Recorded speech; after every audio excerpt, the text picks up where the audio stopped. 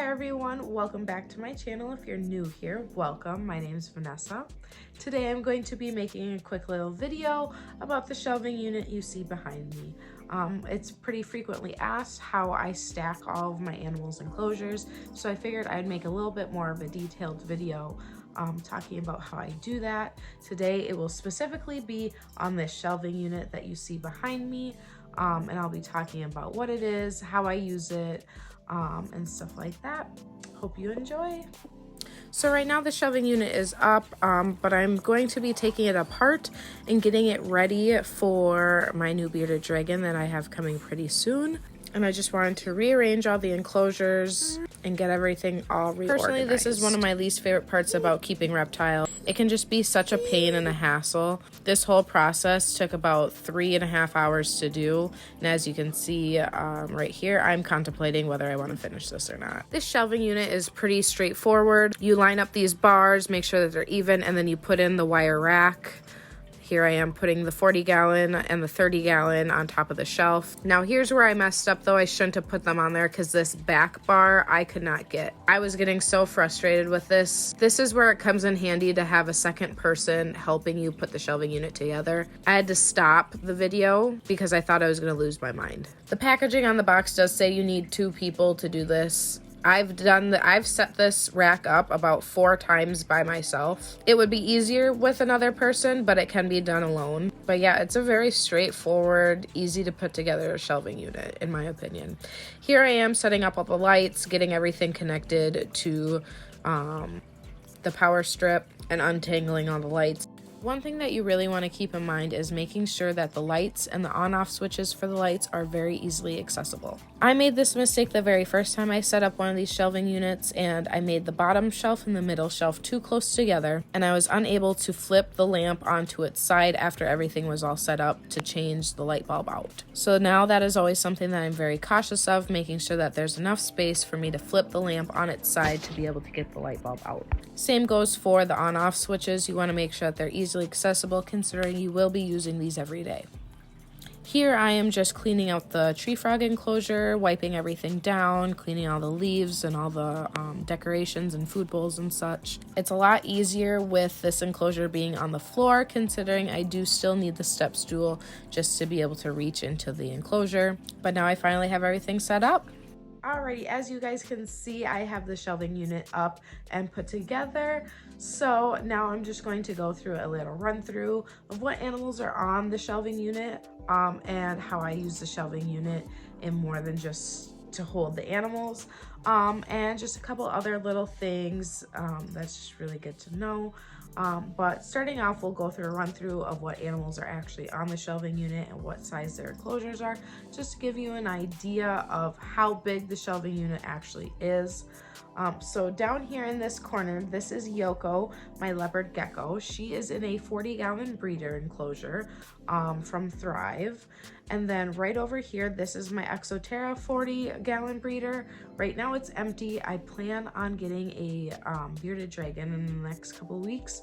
One of my friends is rehoming him and asked if I would take him in, and I said I would. So that is where I plan on putting the bearded dragon. Once I do get the bearded dragon, I do plan on making a whole like how to set up a bearded dragon enclosure video. So stay tuned for that. Right above the bearded dragon is Aveline. Aveline is my ball python, and she is also in an Exo Terra 40-gallon breeder. Next to Ava is Mac and Cheese. He is in a 30-gallon breeder by Exo Terra. And then up on the very top shelf, I have my 2 white tree frogs, Pluto and Cherry. They are in a Thrive 20, I believe it's a 20-gallon. And then I have these 2 enclosures right here. This one is Zilla, this is Exo Terra. The Zilla is a 12 by 12 by 20, I believe. And then this Exo Terra, I'm not exactly sure what the dimensions are.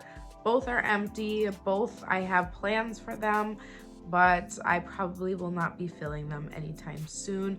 I'm thinking garden snails here and then poison dart frogs here. Once we get that far in life, I will more than likely make a video showing you guys how I set up those enclosures, and like unboxing, because those are going to be animals I'm going to have to ship. So I will probably do an unboxing video once we get to that point. But moving on, we are going to now talk about how I use the shelving unit for ways beyond just holding the enclosures. So it's kind of hard to see now because I don't have anything in this enclosure, but I like to keep enclosures next to each other. So these are going to be two desert-like enclosures. Then I've got my more humid ones up on top. The way that I have everything set up, I'm actually able to use the heat from the desert enclosures to heat the snakes enclosures, because I typically like under tank heaters for the snakes. And it actually works out just so perfectly that the lights from Yoko's, and Roger used to also be on the bottom shelf down here, I was able to get it so that the heat from the lamps would rise up and actually heat the bottom of the snakes enclosures. Now, of course, because I don't have anything plugged in and lit up down here, Ava does have an under tank heater, but once I do get something down here and get everything all set up, I do plan to take the under tank heater away, just because, especially with my house being as old as it is, I prefer to have less things plugged in.